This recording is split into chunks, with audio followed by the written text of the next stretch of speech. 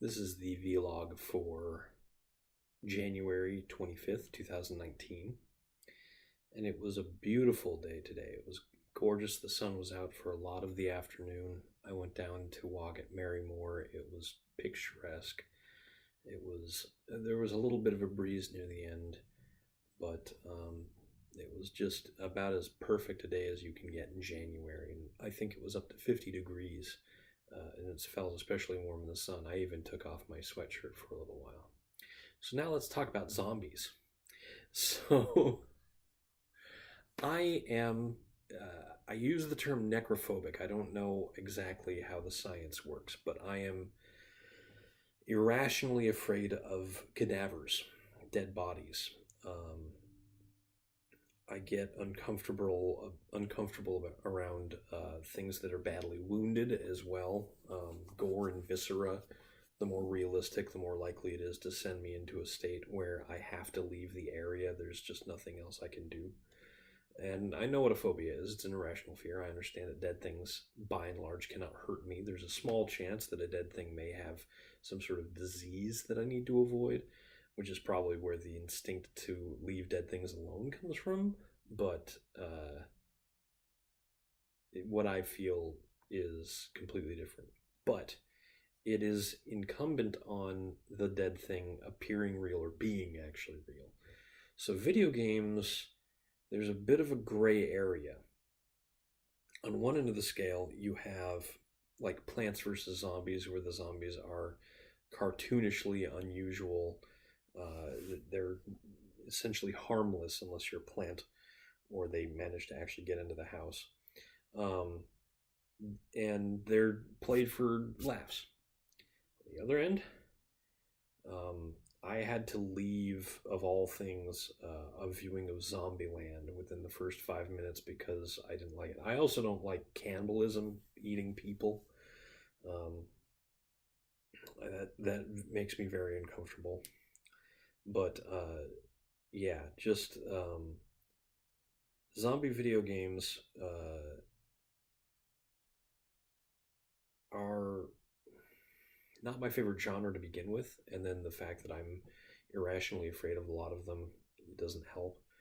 I've gotten better over the years. I was able to play Left 4 Dead without too much worry, and looking back at the original Resident Evil games, it's almost silly to think that those games were ever considered scary. But that's what brings us to today's topic. Resident Evil 2 Remake came out, I think, either yesterday or today, and one of my friends was streaming it. Now, I played the original Resident Evil 2, and in fact, it was the first Resident Evil game I ever played. And it's also the first game where I got so scared I actually dropped the controller at one point. Boarded up window, rather, burst in with hands that were grabbing at me, and I just picked up the controller, paused the game, caught my breath, and only played for like a few more minutes after that before I just was like, okay, this is too tense. I don't like it. But it's been 20 years. It's been 20 years. At the 10-year anniversary, they made a GameCube remake that was actually very good for the time, although it still had the old tank controls and the fixed camera angles, and I actually died to the very first zombie in the game because I was so bad at that style of game. I did play through a light gun shooter that was released for the Wii, and I sort of picked up the basics of the Resident Evil plot from playing those games. But they don't really do the whole series justice.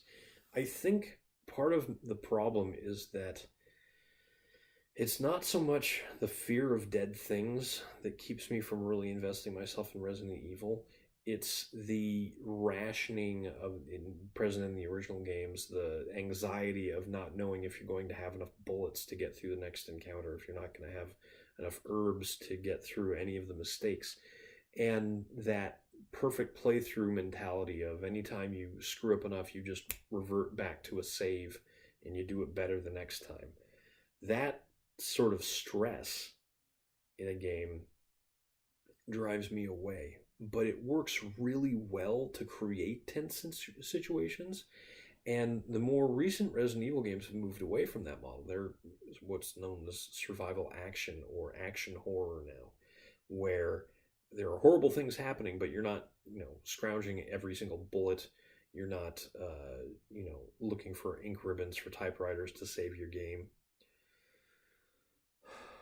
Um, but they're not as scary. You don't have that tenseness, that anxiety, that's combining with the elements of horror to really create a situation that is deeply uncomfortable.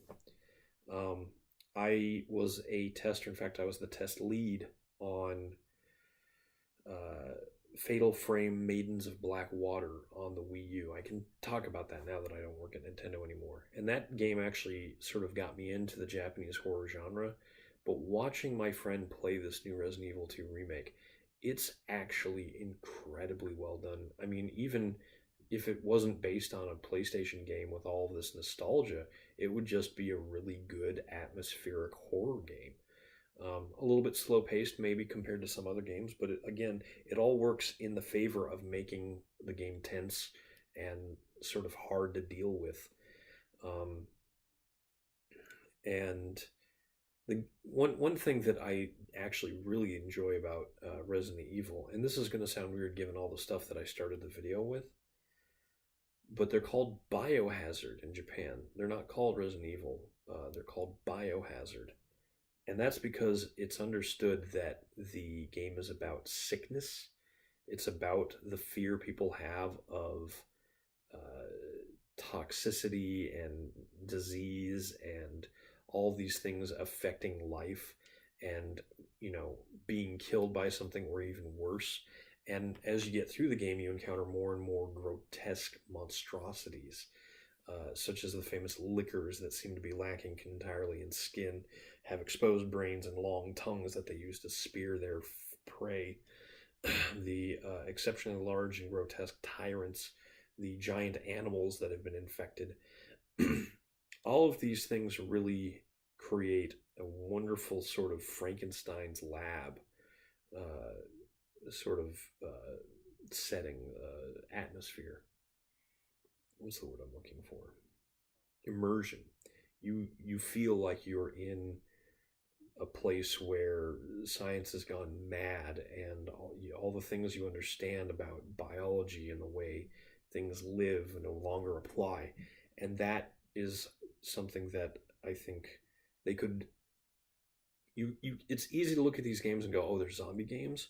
But when you start to take in all that other stuff, they really do transcend that sort of zombie, Dawn of the Dead, Day of the Dead genre. They take all of the things that work about that genre, but then they add their own spin on it that's actually really good. And the actual plots, the secrets that you uncover, the twists, are actually pretty good for a game of that style, especially of that era on the late PlayStation.